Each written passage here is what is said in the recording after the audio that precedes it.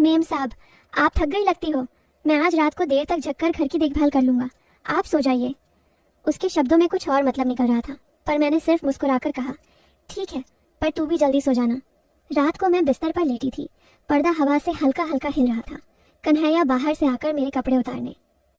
दोस्तों जरा सा रुको, कहानी के बीच से नहीं, कहानी को शुरू से बताती हूँ और विस्तार से। तो हाय दोस्तों, मेरा नाम है सिमरन कौर, उम्र 34 साल। हाँ, मैं वो औरत हूँ जिसके घर में किराएदार रहते हैं। लोग कहते हैं कि मैं अभी भी देखने में काफी आकर्षक हूँ। कद 5 फुट 4 इंच, रंग गोरा गुलाबी, बाल कमर तक लंबे, और वो हल्की हल्की मुस्कान जो कभी कभी बिना वजह छूट जाती है। शादी हुए 10 साल हो चुके थे, लेकिन पति जी का देहांत हो गया। अब मैं अकेली इस पुराने मकान में रहती हूँ जो मेरे ससुराल से मिला था। शहर के पुराने इलाके में है मकान, 4 कमरे, बड़ा सा आंगन और ऊपर छत, जहाँ शाम को हवा अच्छी चलती है। किराया देने वाले लड़के आते जाते रहते हैं, लेकिन ज्यादातर जल्दी जल्दी निकल जाते हैं। फिर एक दिन विक्रम आया।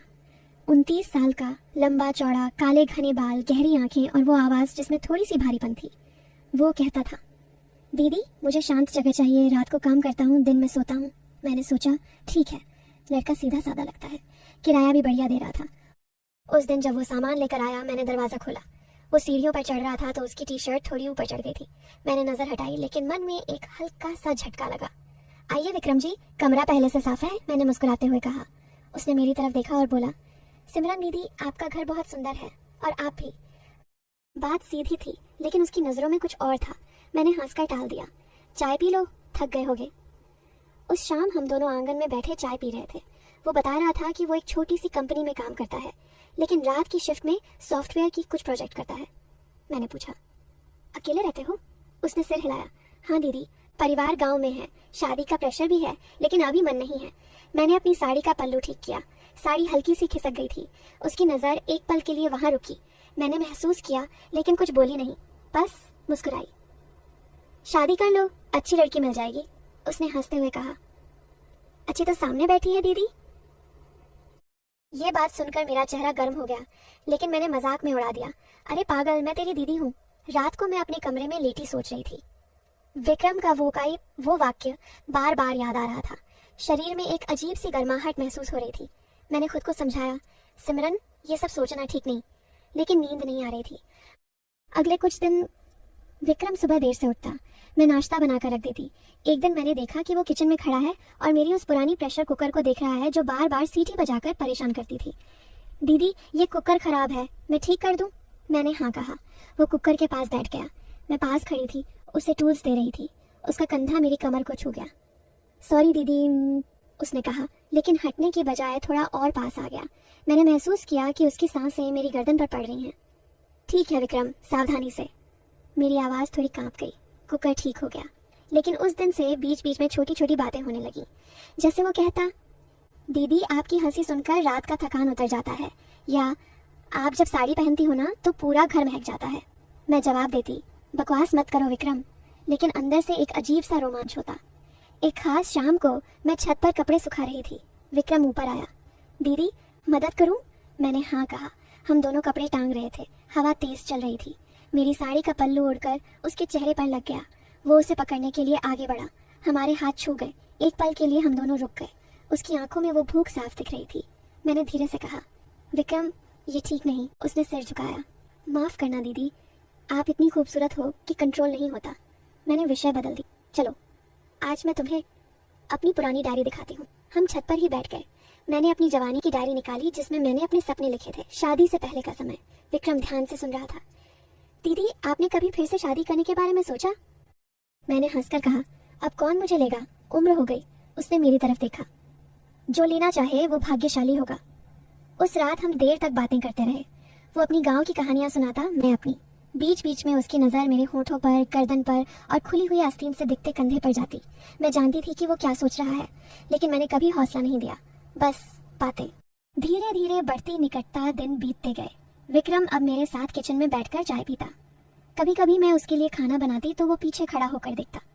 दीदी आपके हाथों का स्वाद अनोखा है। मैं हंसती, बस खाने का स्वाद बता, मतलब मत निकाल। एक दिन वो ऑफिस से परेशान होकर आया। दीदी प्रोजेक्ट में बहुत प्रेशर है। मैंने उसे दूध वाला हलवा बनाकर दिया। वो खाते खाते बोला, अगर आप हर रोज ऐसे खिला दें तो मैं यहीं रह जाऊंगा। मैंने मजाक किया, रह तो रहे हो ही, अब और क्या। उसकी आंखें चमक उठी, लेकिन मैंने तुरंत बात घुमा दी। लो, आज मैं तुम्हें अपना गार्डन दिखाती हूँ।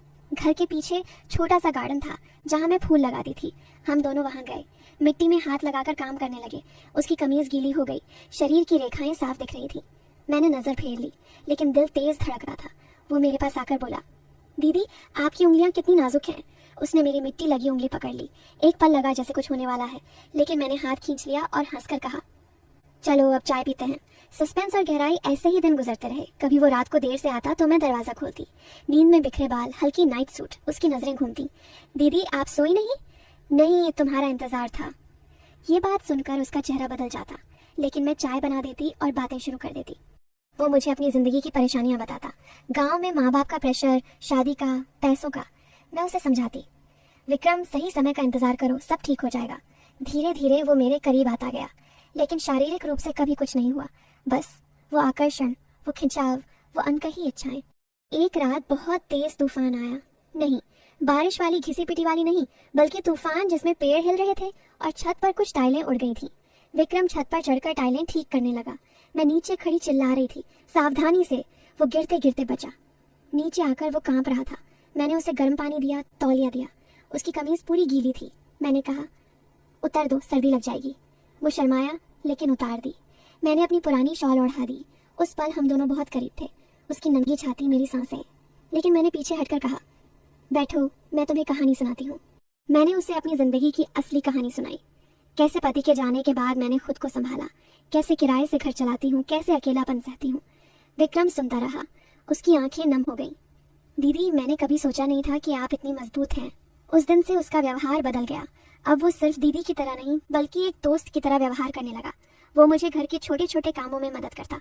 हम साथ में पुरानी किताबें पढ़ते। वो मुझे अपनी प्रोजेक्ट्स के बारे में बताता। मैं उसे अपनी बचपन की गांव की कहानियां सुनाती। 3 महीने बाद एक दिन विक्रम मेरे पास आया। सिमरन दीदी, मैं शादी कर रहा हूँ। मेरा दिल बैठ गया, लेकिन मैंने मुस्कुराकर कहा, बहुत अच्छी खबर है। लड़की कौन है? उसने मेरी तरफ देखा। आप। मैं चौंक गई। क्या? वो बोला, पहले मैं सिर्फ आकर्षित था, आपकी खूबसूरती, आपका शरीर, आपकी मुस्कान, सब कुछ। लेकिन इन 3 महीनों में मैंने आपको समझा। आपकी ताकत, आपका दिल, आपका अकेलापन। मैं अब शारीरिक आकर्षण से आगे निकल चुका हूँ। मैं आपसे प्यार करने लगा हूँ। मैं रो पड़ी। विक्रम, मैं बड़ी हूँ। उसने मेरे हाथ पकड़े। उम्र से कोई फर्क नहीं पड़ता। आपने मुझे इंसान बनाया। हम दोनों ने शादी कर ली, गाँव में सादगी से। अब हम साथ रहते हैं।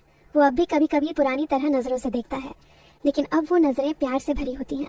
जो लोग दिमाग से पढ़ रहे थे, उन्हें भी अंत में एहसास हुआ कि असली मजा तो इंतजार में था, और अंत में जो प्यार मिला वो सबसे सुंदर था। कहानी खत्म होती है, लेकिन जिंदगी जारी है। सिमरन कौर, जाते जाते लाइक, शेयर एंड सब्सक्राइब जरूर करना मेरी मेहनत के लिए।